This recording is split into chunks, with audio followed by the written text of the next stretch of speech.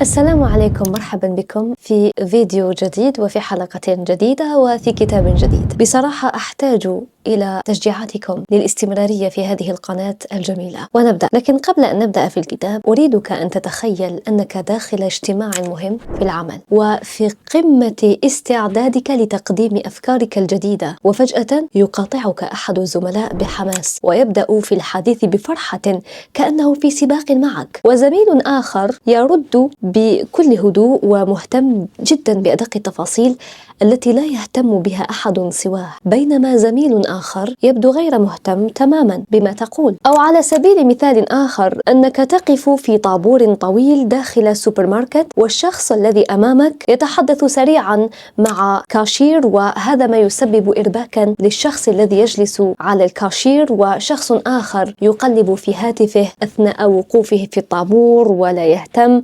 بينما شخص ثالث يتابع كل هذا دون أن يتحرك. ماذا ستشعر حينها؟ بالضبط، لقد سمعتك، فتشعر أنك محاط بمجموعة من الحمقى. لكن هل تخيلت لو أن كل إنسان من هؤلاء يمتلك طريقة مختلفة في التفكير؟ وليست المسألة مجرد اختلاف مزاجات، لا، كل شخص لديه نمط معين وشخصية مختلفة عن غيره. ماذا سيكون انطباعك؟ فكر فيها معي. إذا تعاملنا مع هذين الموقفين بهذا الاختلاف، سيكون الزميل الذي يتحدث بسرعة أو الشخص الذي يتحدث مع الكاشير أكيد شخصا قياديا وذو طاقة عالية. أما المهتم بالتفاصيل الصغيرة فهو شخص يحب الدقة والتحليل، بينما الشخص الغير مهتم يحب الهدوء والتواصل. أريدك أن تركز، لأن هذه الحلقة مهمة جدا وستكشف لكم السر عن كيفية تفكير الناس من حولنا، ولماذا قد يبدو لك البعض وكأنهم يأتون من كوكب آخر. اليوم أنتم على موعد مع كتاب من أعظم الكتب التي كتبت عن النفس البشرية، وهو كتاب محاط بالحمقى لتوماس إريكسون. هذا الكتاب يعرفك على أنواع الشخصيات المختلفة وكيف تتعامل معهم. إريكسون كان يسعى من خلال هذا الكتاب لتزويد القراء بأدوات تساعدهم على فهم لماذا يتصرف الناس بطريقة معينة، وكيف يمكن تحسين التواصل وتجنب سوء الفهم والصراعات. الكتاب يعتبر دعوة للنظر إلى الناس بعمق أكبر والتوقف عن التسرع في الحكم عليهم من خلال فهم الاختلافات بين الشخصيات. فاحضر فنجان قهوتك أو الشاي، كما أنا حضرت شاي الليمون بالغرفة، وهيا لنبدأ. لماذا كتب توماس إريكسون هذا الكتاب؟ إريكسون لاحظ أن كثيرا من الناس يشعرون بأنهم محاطون بالحمقى، لأنهم ببساطة لا يستطيعون فهم تصرفات أو سلوكيات من حولهم. لكنه في الحقيقة يعتقد أن هؤلاء الأشخاص ليسوا حمقى، وإنما يمتلكون أنماط تفكير مختلفة. هذه الفكرة دفعته لكتابة الكتاب وتبسيط علم تحليل الشخصيات ليساعد الناس على فهم سلوكيات الآخرين وكيفية التواصل معهم بفعالية أكبر. كيف يمكن لهذا الكتاب أن يساعدك؟ هذا الكتاب يتيح لك فرصة لفهم كيفية عمل هذه الأنماط المختلفة، مما يساعدك في التفاعل بشكل أفضل مع الناس من حولك، سواء كان ذلك في العمل أو في حياتك الشخصية. من خلال فهم شخصيات الآخرين يمكنك تحسين تواصلك وتجنب الصراعات وبناء علاقات أكثر فعالية. والآن نأتي إلى تصنيف الشخصيات في الكتاب.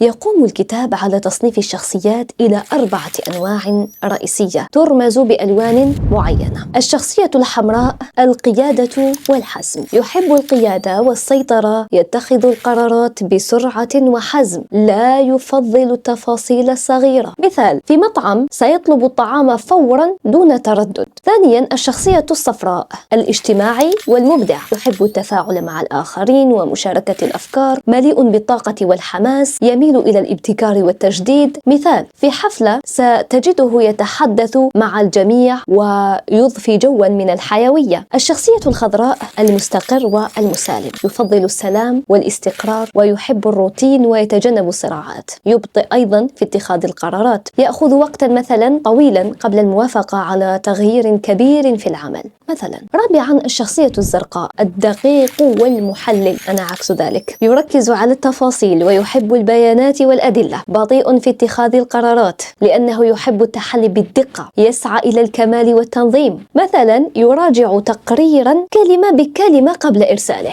كيف نستخدم هذه المعرفة في حياتنا اليومية؟ عندما نتعلم عن الألوان الأربعة يمكننا تعديل طريقة تواصلنا مع الآخرين بناء على شخصيتهم. على سبيل المثال، مع الشخصية الحمراء كن مباشرا وركز على النتائج. مع الشخصية الصفراء اعطه فرصة للتحدث والتخيل. مع الشخصية الخضراء كن صبورا وداعما. مع الشخصية الزرقاء قدم له تفاصيل وبيانات دقيقة. هل نحن محاطون بالحمقى أم بأشخاص مختلفين عنا؟ يردد توماس إريكسون في كتابه: نحن لسنا محاطين بالحمقى بل بأشخاص يفكرون بشكل مختلف فقط. عندما ندرك هذا ستتحول العلاقات من مصادر صراع إلى فرص للتواصل معهم والفهم. فهل أنت مستعد لتطبيق هذه المعرفة في حياتك؟ كيف يمكنك التعامل مع الأنواع المختلفة من الشخصيات كي تكون علاقات أكثر فعالية؟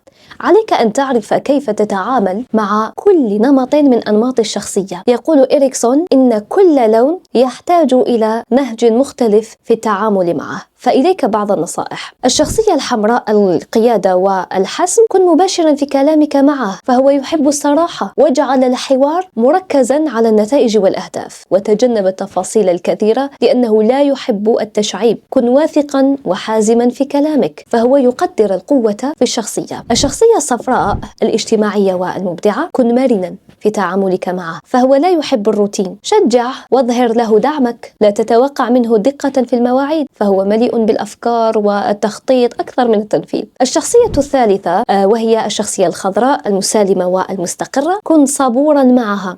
صاحب هذه الشخصية هو لا يحب التغيير المفاجئ. تجنب وضعه في مواقف تتطلب قرارات سريعة. أظهر له التعاطف والفهم، فهو يحب العلاقات المستقرة. قم بتدعيمه بهدوء دون إجبار أو ضغط. الشخصية الزرقاء وهي الشخصية الرابعة، الدقيقة والمحللة، استخدم معه المعلومات والأرقام، فهو يعتمد على الحقائق، على الأدلة. كن منظما في طرح أفكارك معه. تجنب العاطفية الزائدة، فهو يستجيب أكثر للمنطق وليس للعاطفة. ولا تتعجله في اتخاذ القرارات، فهو يحتاج وقتا للتحليل. لماذا نشعر أننا محاطون بالحمقى؟